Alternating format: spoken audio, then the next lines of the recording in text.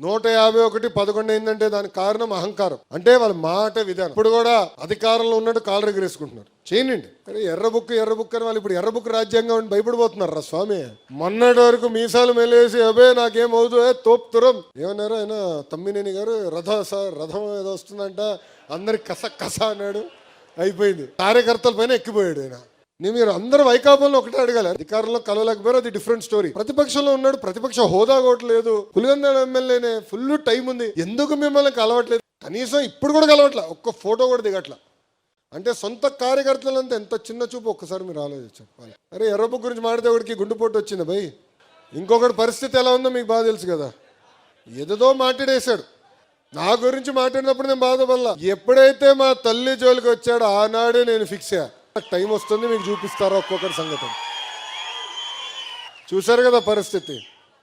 ఏనా తల్లి జోలికి వస్తే వదిలిపెడతాం మనం? ఎవరిని వదిలిపెడతారా? ప్రసక్తేలే.